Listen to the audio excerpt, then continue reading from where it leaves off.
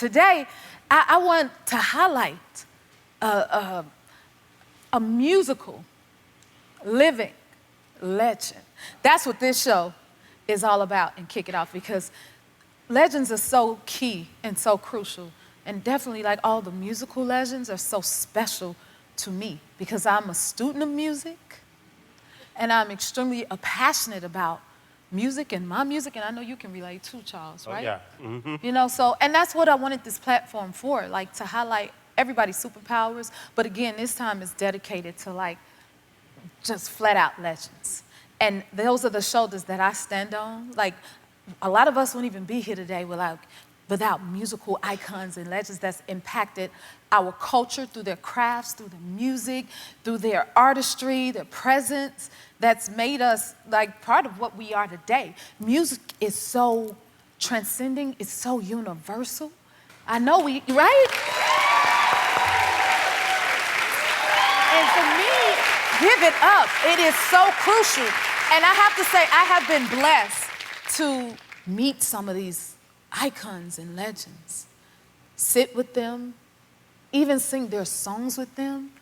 And most of all, it is literally one of my favorite things in my career when I get to sit side by side with a legend that I always looked up to and hear the history and the stories of when things were created, or them being in the midst of each other and all the magic happening and being able to learn from that. And then I get to sing with you. Stop playing with me. I get to say, I can sit next to you and talk to you and be in your presence. Those are the things that I cherish. So that's what today's show is going to be about. Oh my God, and we're dedicating the entire show to a living legend. He's a very special songwriter, performer, and he's a very special person as well. He's had his hand in so many legendary careers from his craft alone. And I mean, not little careers, y'all, but careers such as people like Michael Jackson. This man, who can say that? Okay. This man was at Michael Jackson's audition. Yeah, it got real quiet in this room. Exactly. Okay. And Michael Jackson sang his song in his audition. Look at your face. You're like, girl, who you talking about? That is what you call a legend, okay? And I'm talking about Smokey Robinson. Yes, I am. Yes, yes. Hold the line now. Hold the line. Hold the line. Hold the line. You see how that just took the place? Now, you would think he was coming out right now, but because he a legend, I'm still not done telling you about Smokey. So sit on back down. He wrote the song, Who's Loving You? Because like I said, we're going to give these legends their credit where it is due. That's what we love to do here at J Hub Productions, and honor these people because they blessed us with so much. Yes, they did. Hear me what I say? All right.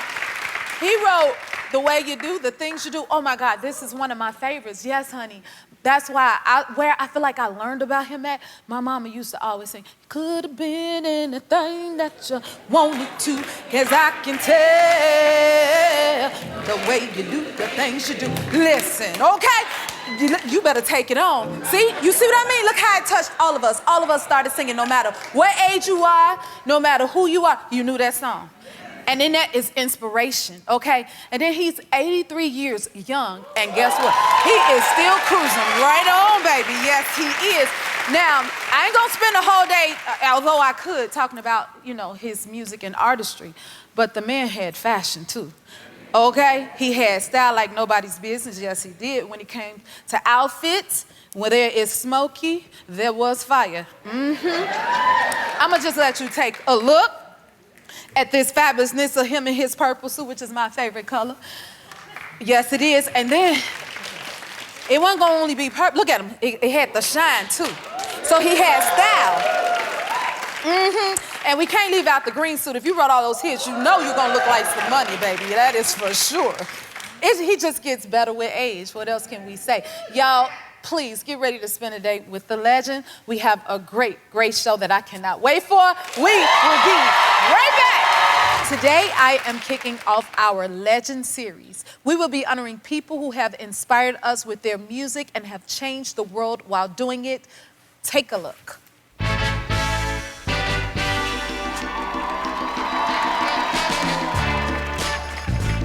Singer, songwriter, and producer. Smokey Robinson's career spans over 7 decades and keeps going. Originally from Detroit, Michigan, Smokey began his career as the frontman of the iconic Motown group, The Miracles. While they dominated the music scene with hits like Shop Around and I Second That Emotion, But if you feel like loving me, if you got the notion, I second that emotion. Smokey wrote music for everyone, from the Temptations to the Supremes to Marvin Gaye. After serving as vice president of Motown Records, he launched his own solo career with more hits like One Heartbeat and Cruisin'.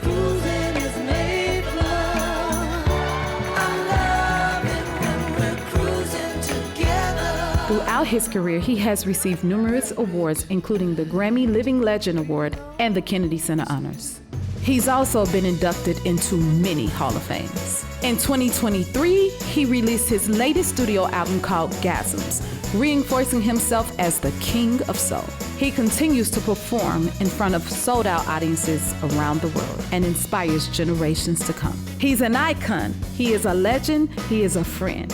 He is none other than Mr. Smokey Robinson. Please welcome the one and only Smokey Robinson!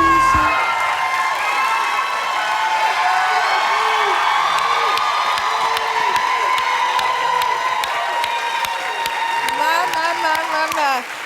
Wow.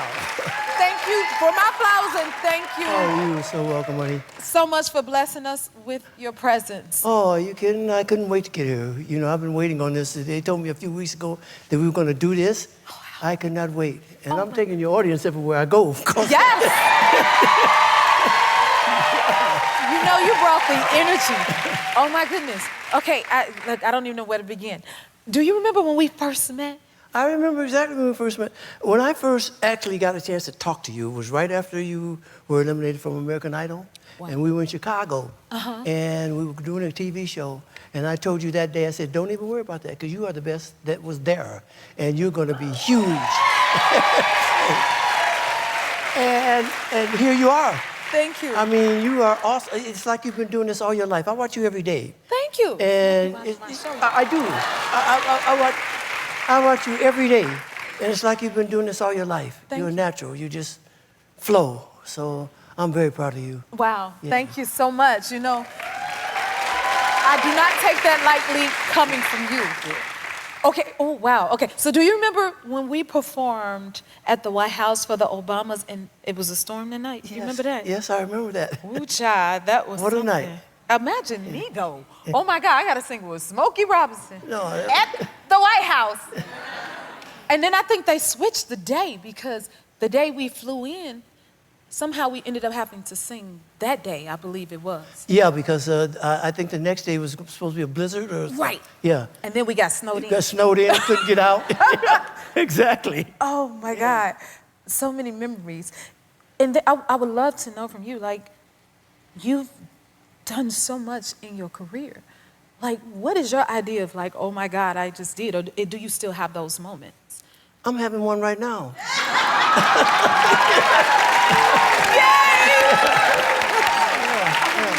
I mean that. I mean that. I'm having one right now. This is so beautiful to me to be here with you, and I've seen you just become who you've become. Thank you. It's I'm very happy.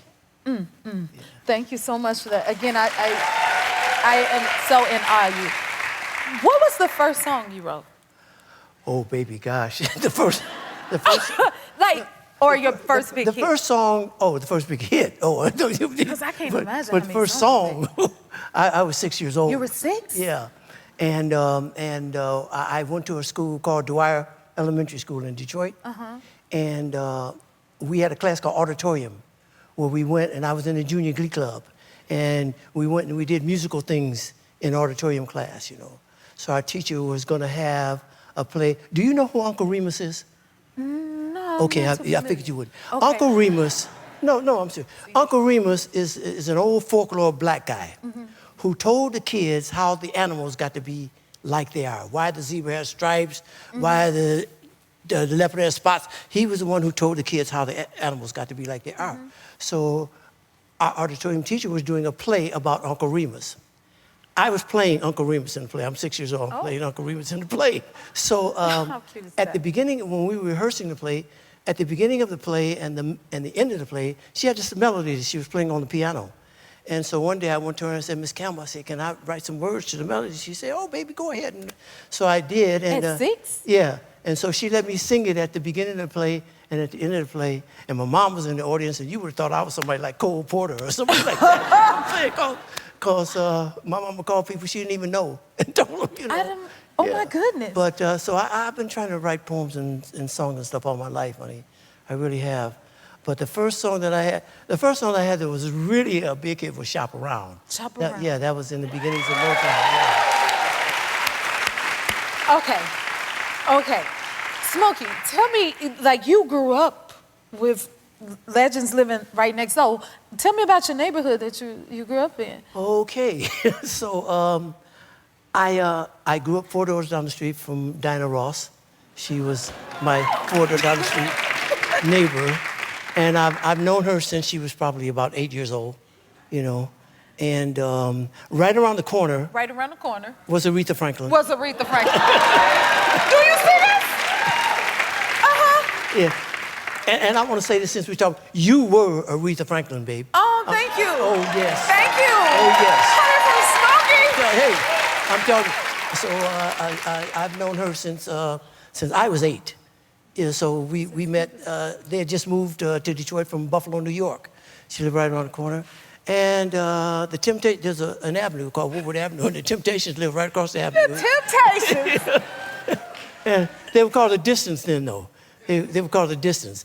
And Diana, after she left the neighborhood and she moved to a place called the Brewster Projects, and she started a group, and they were called the Primettes, okay? And so then The Distance kind of broke up and started a new group, and they were called the Primes. So the Temptations were the Primes, and the Supremes were the Primettes. And the Primettes. Yeah, so we had a lot Smokey, of those groups and ets going in Detroit in those days. this is gold to me, because when I was in high school, I would go to the store and buy all of those records. Like, I used to bust up the hallway singing Martha Reeves and the Vandellas, and then all of those other songs I wanted.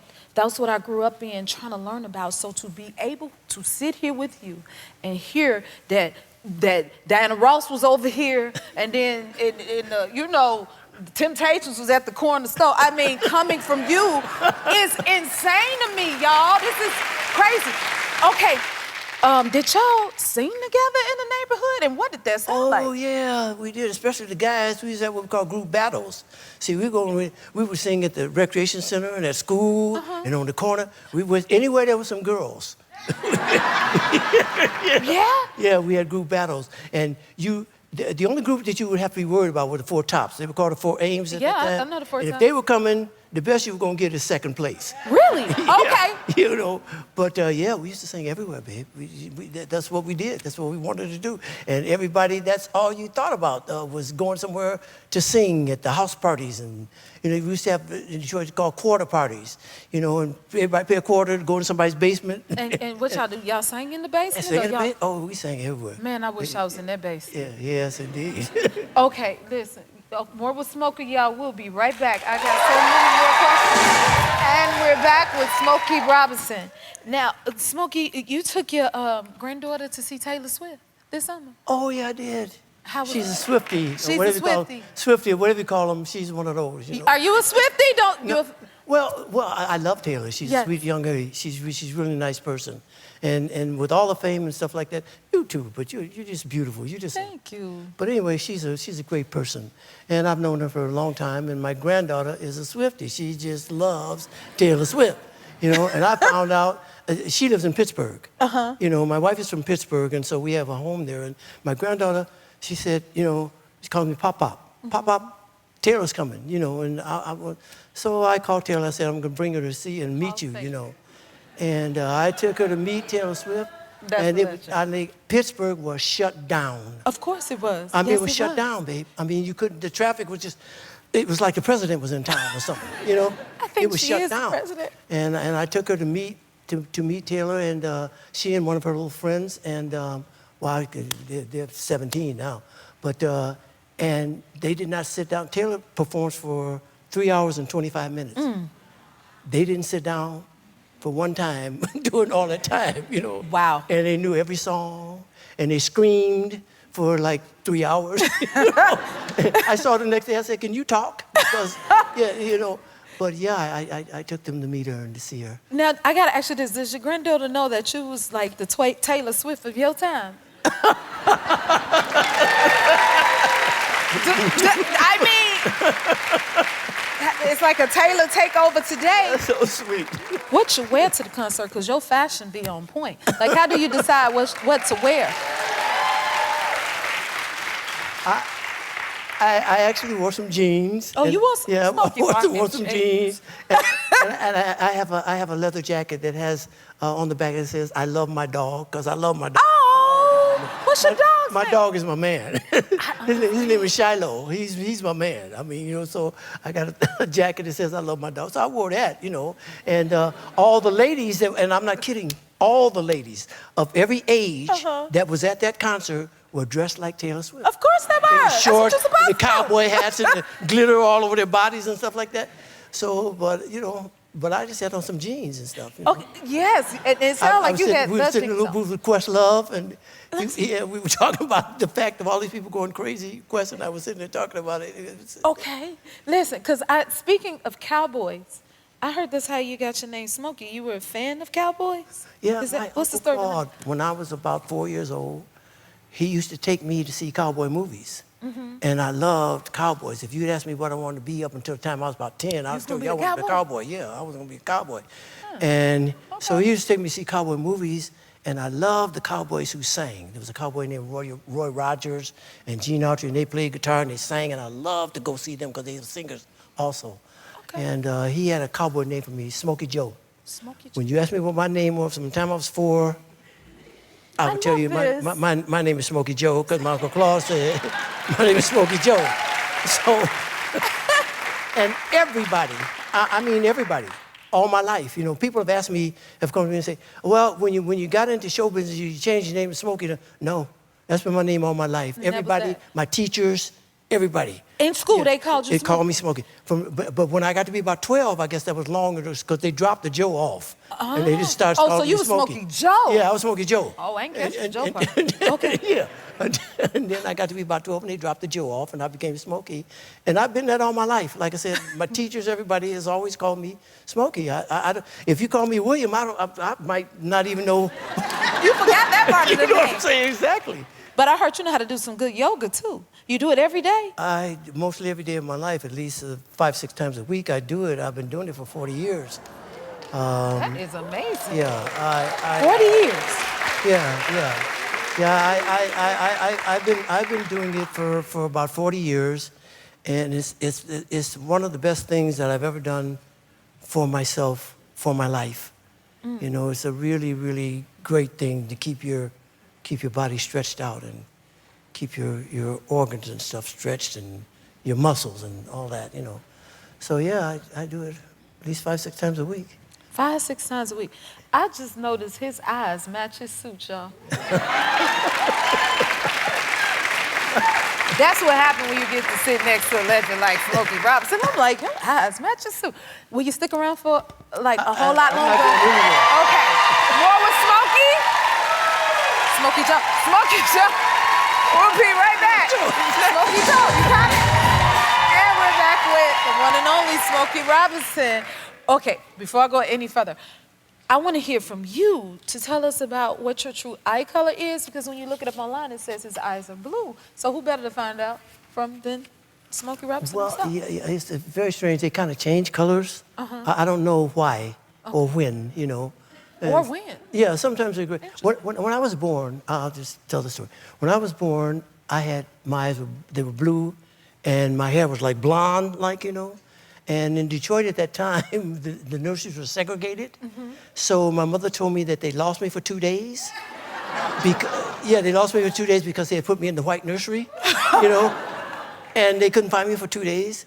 But my eyes were blue and my hair was blonde, you know. And so as I got older, my hair got darker, and then my eyes, I don't know what happened. Sometimes they're green, sometimes they're blue, sometimes they're gray. I don't know why. Maybe what I have on or the weather, but you know, mostly they're green though. See, it used to be a lipstick we wear called mood lipstick, and it changed colors until your mood. So maybe you have mood eyes. Okay. You think? Okay, because I was like, they're green now. So I wanted to hear from you what it, you know, what Well, mostly color they are green though, all the time. They're green right now. I can let y'all know that. Okay. Now let's talk about all these hits you got, because green is a sign of money, and you made a lot of hits. So a lot of hits equals a lot of money. Okay, tell us, how did Tears of a Clown come about, the song? Well, one of my brothers is Stevie Wonder. Stevie Wonder. Stevie, yeah. Yes, yes. Yeah. Stevie Wonder's my man. Yes. You know. So anyway, one year we actually at the time had annual Christmas parties at Motown. And we would have them at the Hitsville building, and everybody came. So we're having a Christmas party, and Stevie came in, and he said, "Hey, Smokey," he said, I got a track that I cut here, man. He said, and I can't think of a song to go with this. So he said, it's a really great track. He said, listen to this and see what you can come up with. So I said, okay, man. So I took it home, and I put it on, and the first thing I heard was, dun, dun, dun, dun, dun, dun, dun, dun, dun, dun, dun. So now that's the circus. That's Barnum and Bailey and Ringling Brothers and all that. That's a circus theme, right? Yes. So I said, okay, I'm gonna write something about the circus on this track, you know. But I don't want to write about animals. I don't want to write about trapeze artists or anything. I want to write something that people would touch people. When I was in elementary school, one of our teachers told us the story of Pagliacci. Now, right now, while I'm talking to you, I don't know if Pagliacci was real or if he was just mythical, but he told us the story of Pagliacci. And Pagliacci was this great Italian clown that when the circus came to town, everybody came to see Pagliacci. The animals and the trapeze artists and the tightrope, they were all secondary to Pagliacci. They loved Pagliacci. And they screamed for him, and they loved him, and they cheered and all that stuff. And then he would go to his dressing room, and he would cry because he didn't have that kind of love from a woman. He didn't have that special love from a woman like the people loved him. So he would cry. So I said, I'm gonna write it about Pagliacci. So I'm just gonna make it personal, and that's what Tears of a Clown came from. You see this? Yeah.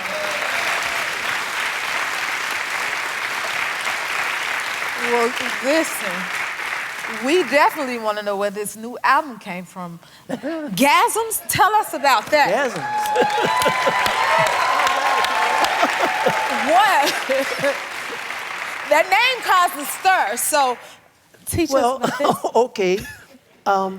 I haven't had an album out of original material in a long time, many years, probably better than 10 years, you know. So I was thinking I'm going to record this album. I had a couple of songs already that I'd recorded, and I just had them, like, you know, in the can. You got them, and I said I'm gonna write some songs and do a new album. And I said, well, now what can I do after all these years to create some attention? So, you know, some controversy. And so I'm sitting there and I'm thinking. I'm sitting at the piano and I'm thinking, okay, well now, what am I gonna write about?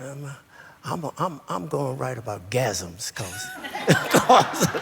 cause you know, when people hear gasms, that's gonna, you know. What does he mean, gasms? I mean whatever you mean with gasms. Whatever your gasm is, that's what I mean. But I wanted it to be controversial and something that would make people say, well, what is he talking about? So that's how the title came up in the song Gasms. That's how that came up, because I wanted it just to be controversial, because it's been a long time. Right. And I wanted to get some immediate attention. And that was it. You know, people think when you talk about gasms, the first gasm that comes to mind is orgasm, okay? Yeah. Can I say that on the show? You Smokey, you can say whatever you want. But, so before I completed it, I looked up the word gasms. And gasms is any good feeling. Any good feeling you might have is a gasm. So that's where it came from. There you have it, right there. Yeah. I brought you one. I was gonna ask, did you bring me a copy? Yes, I did. Yay!